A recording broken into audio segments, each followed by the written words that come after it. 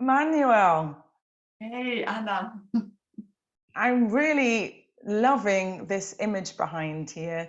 We've just been chatting a little bit before we start. I pressed record because it's such a lovely color, and I chose this. I bought this, and this is one of your. Is this an aqua print? Because you talked to me and told me when I met you recently, and I was still a little bit confused between the difference between an etching and an aqua print. So Aqua Tint, if I Aqua, may. So yeah, aqua tint. but I like the term aqua print actually. I think that's a lovely term. But so it's etching is when you so it's when the plate, so the metal plate goes into a bath of acid. Aqua tint, it also goes into a bath of acid to etch the plate, the metal plate, the zinc plate in this case. But aqua tint is a resin which gives all these shades, you know, kind of like different tones. If you look at the face or if you look at the shadows, that's how you manage to get those different tones. Because if you just did an etching, you would have just the lines. I hope that's correct, but that's the etching gives a different grain to the metals, so that so that you can have shades, different shaded areas. So I've got even brought my plates here, so I can even show you this one. I think. Oh yes. Box of them. See them, yeah. So I'm kind of straight into the interviews, though we've already been chatting for half an hour. For those of, well, for everybody apart from me and Emmanuelle, we haven't been chatting for half an hour, but it's fascinating, and I was so intrigued when you started telling me about it before. So did you say you've got a few more examples with you? Well, I've got the plate, so you can see. I mean, I don't know if you can see. You see, that's the plate. Yes. And you can see. Hold it back just, yeah. If you hold it back just a little bit, just bring it back a little bit. Yes, and tilt it. Then you can just about. I can, and hopefully anyone that watches, we can see. Yes. So you've etched. How did you just use a really thin little knife? Yeah. So at first I had so you've got first the zinc plate like this, you clean it, then you put something that's called the hard ground. So it's a kind of like, it's a resin as well. And then you draw on it with a pin-like tool. And so you do the outline of the drawing, just to forget about all the different shades, just the outline of the shape, and then this line, and then you do a first acid bath. Then you've got the outlines. I've got a print of it with just the outline, but anyway, I didn't prepare it. I could have done that, but Okay. So that gives just the outline, and then you start putting. So then you put your plate into the aqua tint box. So the aqua tint is like a box with powder, resin powder, very fine. Very, very fine. That's why you've got to wear a mask, because it actually, if you breathe it in, it goes into the lungs. It's dangerous. So when you say aqua tint, you mean tint being the colour that you've chosen? No. Aqua tint is the name. I don't know what it means actually, but aqua tint is the name of this technique, this resin. Oh, okay. So it is called, that is the technique. It's really interesting. So you've got this big wooden box with a door. You put your plate. So first you make sure you turn turn your aqua tint to make sure that all the resin is like a cloud of dust. Yeah. Very fine particle of resin dust. And then you put your mask, you open, and you put it like into the oven, flat. You close it for 5 minutes, and then all the little particles that were flying in the air fall there, and then they create all these little dots there, very minute, that when you put it in the acid, then it's going to give a kind of like a shade, yeah. So then to give more, so I hope that makes sense. Yeah. Yeah, and then you put it in the acid, and then if you want, and then the third process is then you cover the bits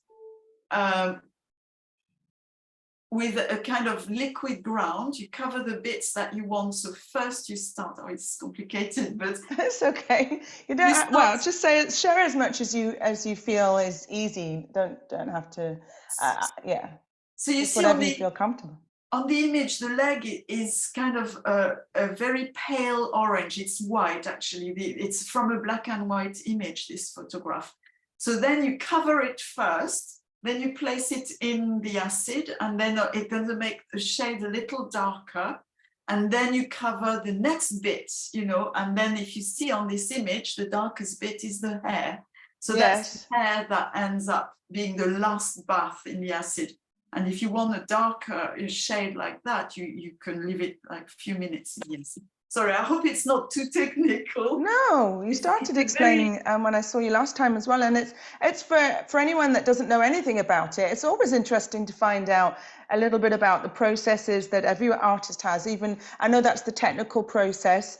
Well, one, because I think most artists are interested in other artists, and it's cross-disciplinary. Definitely. I found, I think, quite a lot of creatives in this, not just in this group, but generally, we're always interested in the arts, in each other's arts, but also the technical side, but then of course the reasoning and the choice and why we chose the image in the first place. And I know that it's subject very close to your heart. How do you pronounce is it Iyengar? Is that how you pronounce it? Iyengar. Iyengar, yeah. Iyengar yoga. And when I saw you showed me the book. So explain to everyone else who watches who this woman is. Yes, so her name is Gita Iyengar. So she's the daughter of Mr. Iyengar, who created Iyengar yoga, which is a very classic form of yoga. And I'm a yoga teacher, so as well as an artist. So hence the choice of these photographs, because I've been studying these photographs, as I was studying to become a teacher. And so these photographs are really old photographs, black and white. They're quite old-fashioned. They're not like high-tech, like all these images you see now in yoga journals who look really, very how do you say, sophisticated. These are very kind of like they're very raw in a way, and I think that's what makes that charm. I've got the book. It's called Gem A. So that's the father, and anyway. Yeah, you showed me that. It's so this is the daughter, isn't it, of the founder of Iyengar yoga, right? That's it. I mean, I've got, that's Mr. Iyengar. That's his father, her father, sorry. Her father. Created Iyengar yoga. And there's plenty of really amazing photographs of him as well, in different postures as well. And they're at the same time, I chose these because they're a bit more, I think these are really beautiful as well, they're incredible photographs, Look at those postures. Incredible postures. Presumably you can do quite a few of these. This one I can't. I cannot bind my arms behind. That's the only problem. Neither can I, Emmanuelle. I know you're a yoga teacher, but I think you can be forgiven for not being able to do some of the postures that I can see before me right now. I might be able to attempt this one. I've done this in plenty of yoga classes, I think. I wouldn't be in a massive hurry to try that one. You probably can. Oh yeah, it's good for the hips. It's very good for the hip openings. I'm sure it is very good for the hips. If there's any way, shape, or form you can approach that. Yeah, I don't.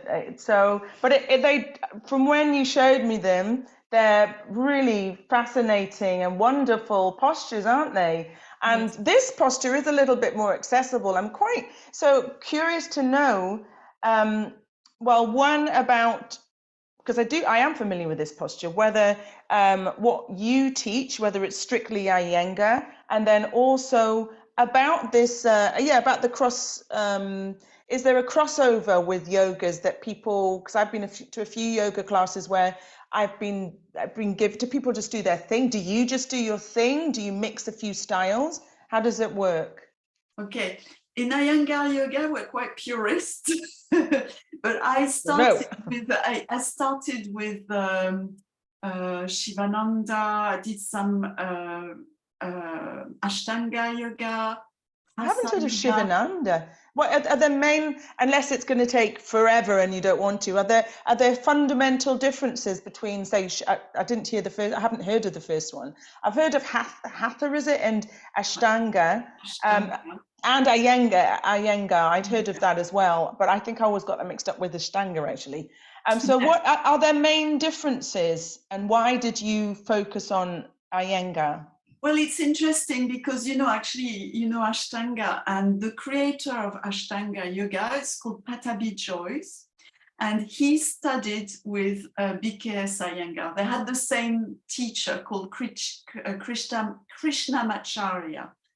And so they studied together, but they went two different ways of teaching. And what is the same thing is the asanas, so the postures, are more or less the same. But how you teach them and how you approach them is different. Ashtanga is very dynamic, very muscular. It demands a lot of muscular power. Whereas, well, Iyengar bring you that, but we go very much in depth, and we take we pay a lot of attention to alignment, and we hold the postures.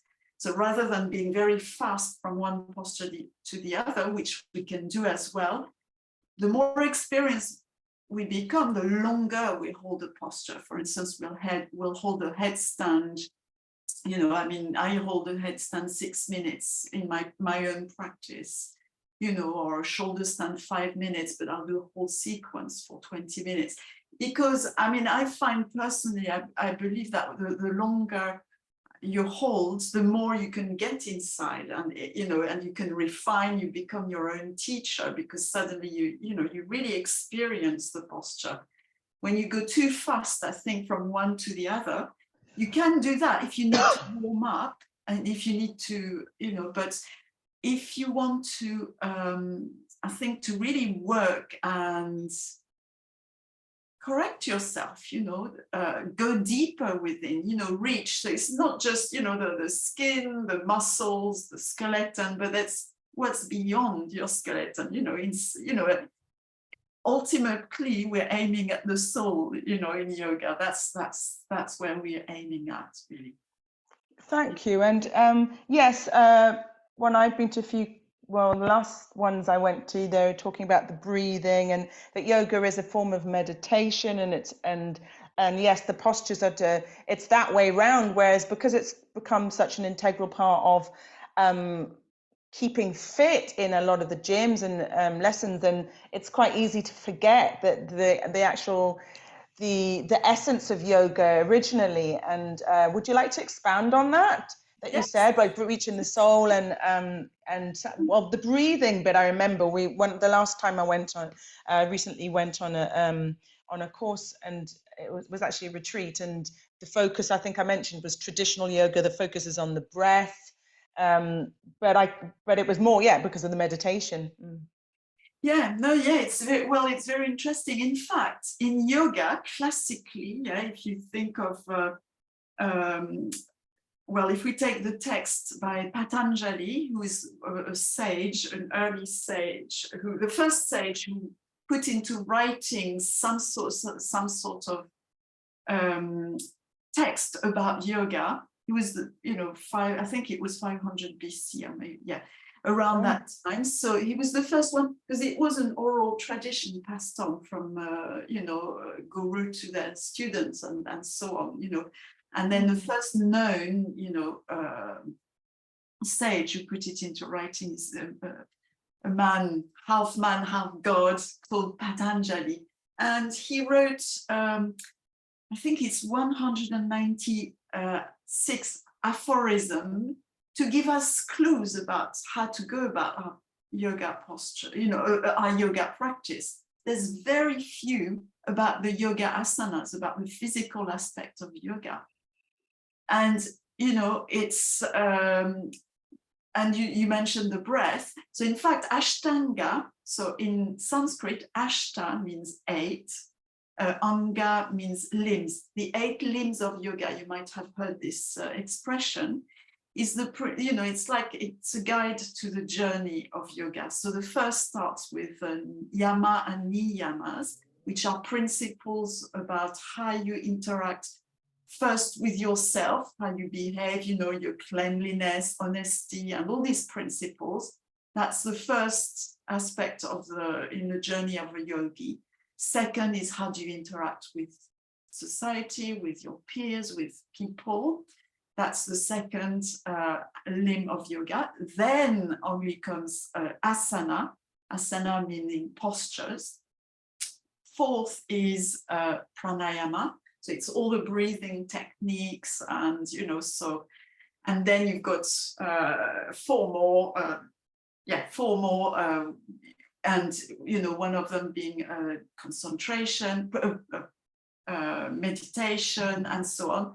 And the last one, the ultimate one, is samadhi, which is like the realization, you know, like when you finally found that perfect connection with the divine, or with the universe, whatever you want to call it, you know. So that's yoga. This is yoga. In the gyms, we'll teach, you know, asanas. The asana is the door, you know, it's one of the doorways to the soul, you know, because it's not just in the head, or just, you know, it's a form of prayer, you know, it's a form of, you know, and if you look at the posture that you've posted behind, she's actually having her hands in a prayer position behind. And it's devotional, you know, it's a devotional practice, yoga, really.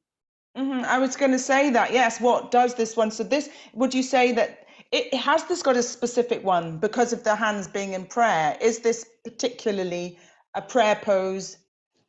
Well, I'd say it's called Parshvattanasana, which means Parshva means side, and Ut means intense, fierce, and asana. So it's the intense side posture.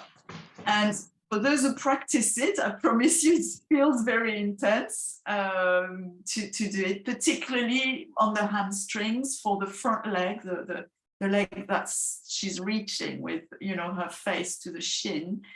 And of course, it's devotional. She's praying, having the hands in the back as a prayer, and, you know, she's bowing. We bow, you know, in the same way the hero bows to the divine, or, you know, in that way. So this is Parshvattanasana, yes, so intense side stretch, and it is, you know, and it's very good to open the chest because you have the hands so that the heart area is open. It's good for the hip joints. It's good. So of course, you know, if we think of this very, you know, this common expression, you know, our body is our temple, it is, you know, and it's our responsibility to look after it. And, you know, because it's a gift, we're you know, we're the visitors in that temple, and we have to keep it clean and tidy. Look after it.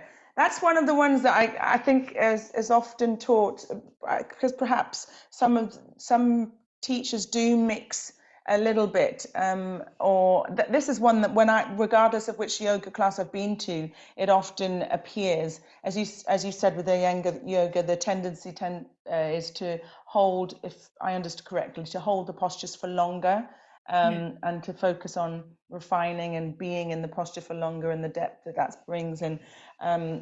Have you got your book with you, so you could show us some more, and then you can talk? You mean the book of no, I meant your book, your portfolio. Book. Yes, yeah. Of course. Yes, sorry. Yeah. So we can talk a little bit more about your choices, because I can't resist, because I know that you're a yoga teacher, and I know that that's a big part of why you chose this subject, and presumably it is the main reason why because it's a theme that is very close to your heart, for the spiritual reasons that spiritual reasons that you've just outlined. So it's a way of really expressing artistically as an artist what you hold very close to your heart in terms of your outlook and your beliefs. Would I be right in saying that? Yes, I'm definitely. I mean, it's interesting because, you know, I mean, I studied fine art at Goldsmith and I did a lot of different works, you know. And I was just thinking, what is the thread in my practice, you know? And it was a real question. Why am I ending? And, you know, when I've done like massive, you know, pieces, painting with my hands. And, you know, I've done some bronze pieces. I've done some performance, I've done all sorts of things. And I thought, where is the thread? And there's often a thread. The body is definitely a thread.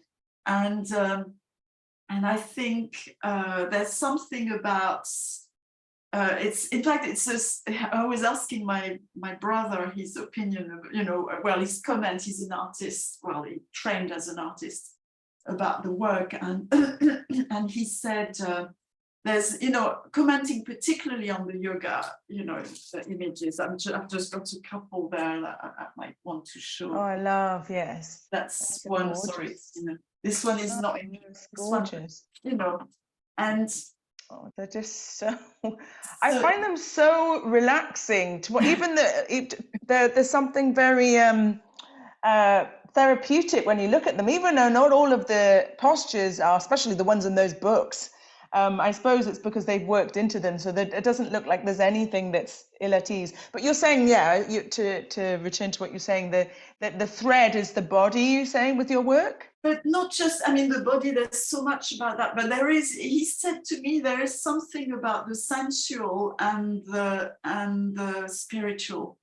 And I thought, gosh, you've got it. You know, he just said, when he said that, and when I look at most of my work, I think that's somehow it's been that research between the sensuality of the body and these postures and the spiritual aspects, I think, transcended somehow, you know, like how the body can be, like we said, in yoga, gateway, you know, the gateway to a higher, you know, higher consciousness, or, you know, or even communion with, you know, the divine, or whatever you want to believe into, you know, whatever you believe into, you know. So, and I think that's been pretty much, I mean, I've done a lot of work. So I've done work which I've not, I mean, the yoga work has started, in fact, since I've been doing some, since I've been teaching as a yoga teacher. I wasn't doing any, so I started I started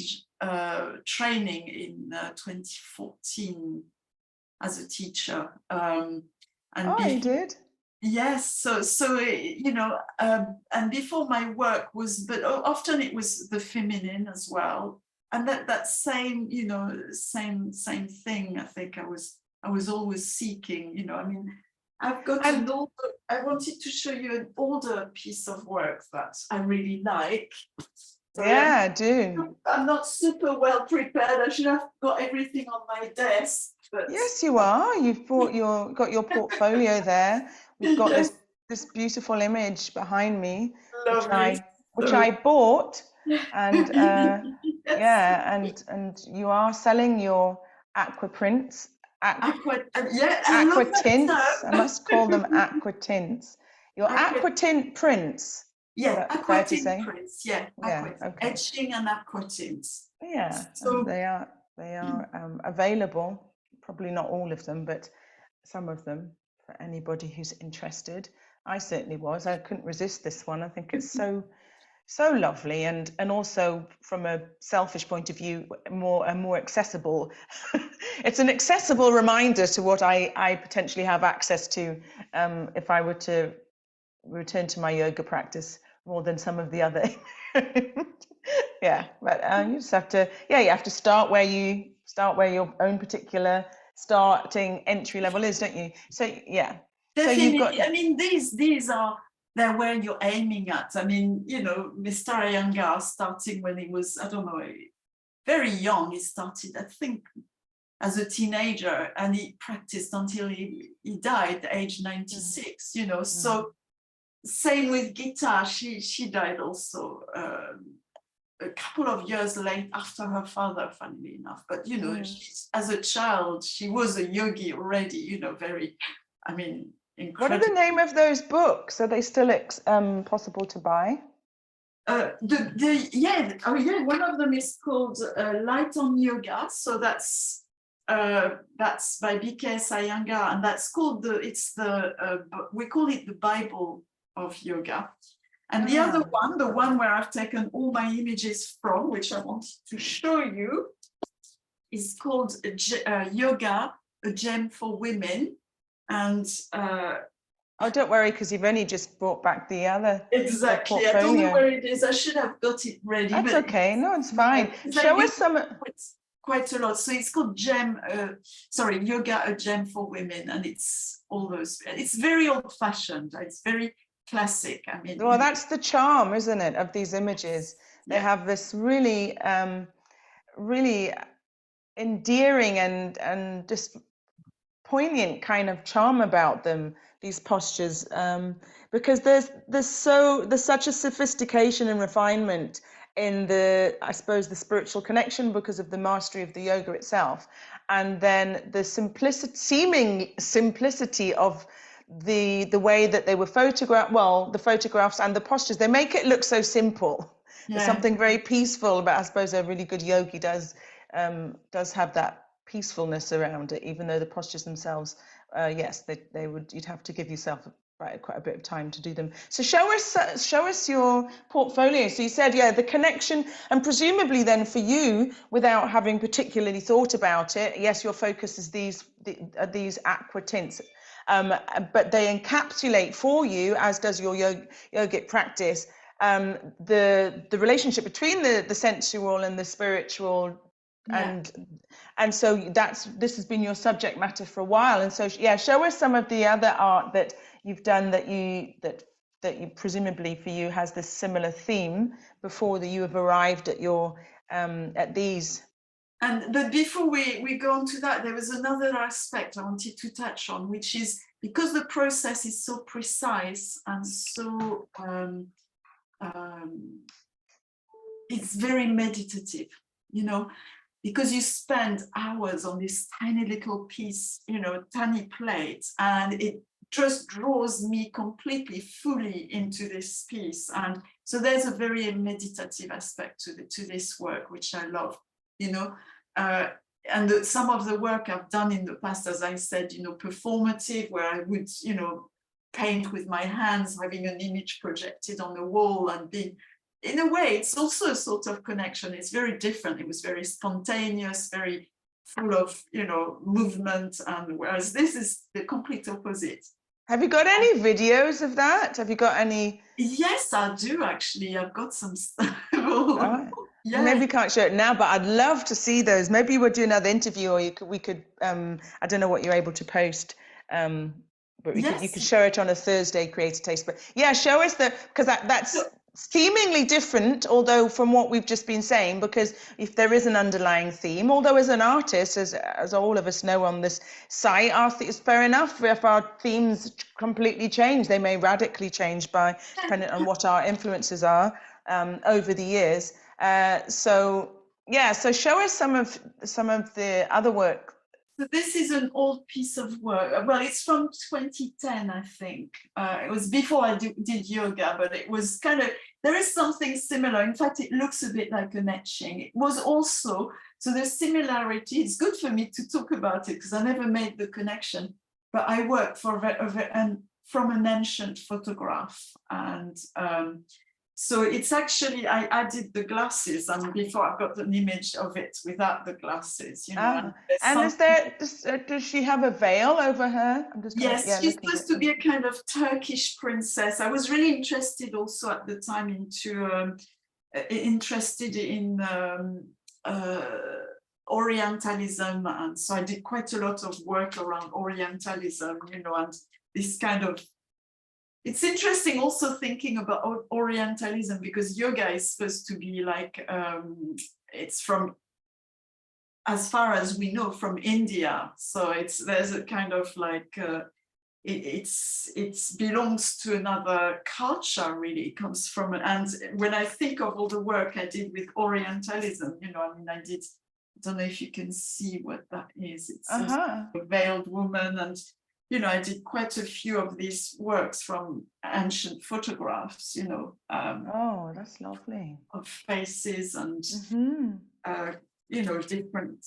I mean, I've got quite a lot actually. So when you say Orientalism, what do you mean by that? So Orientalism was a term coined by what was his first name? Said, somebody Said. That's right. I have read on Said, yes, but I can't remember. I can't remember.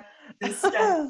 And it's a kind of like it's almost a romanticizing idea of what the Orient was, you know, and all the images that were taken, like most of them in the 19th century, in black and white, in studios with backgrounds. Oh, that's, yes. You know? So, you know, to create a kind of, you know, an image of, you know, the image of the harem, you know, almost like the 1001 Nights, what's it called, the Arabian Nights, or you know, that kind of. I was really interested in all these myth, you know. I guess as a child I loved the Arabian Nights, you know, and I was fascinated by, you know, the jinns and all these things. So I think and as a child I was fascinated by India as well. Yes, so it was a term from a certain time, wasn't it? Because I think that was this. It was also about an awareness of fascination with the idea of the other. The other, exactly. That's what. So it was almost like a self-confessed awareness, I'm assuming, unless that was the critique that was done on Orientalism, because there was something about the idea of otherness and our relationship to otherness, and it being kind of otherness and our relationship to otherness, but from that, as you said, so much art and exploration happened at that time, didn't it? Subsequently has been critiqued in lots of different ways, I think, but it was a really interesting time. So that was what you showed us, was that work that you did at Goldsmiths for your fine art? Because you also said, I remember you finished your degree and did you win a competition from your college? Yes, I won the Tooth Travel Award. When I graduated, and so I'd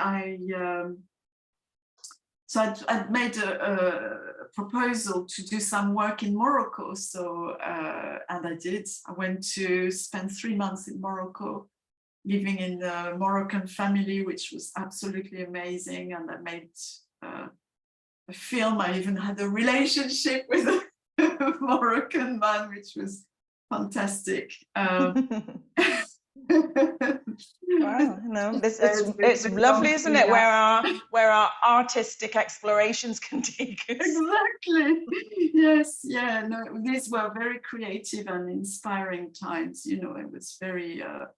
I spent time in Essaouira, and I went completely away from the brief, but you know, it was okay. I came back with a few films, which, you know, short films.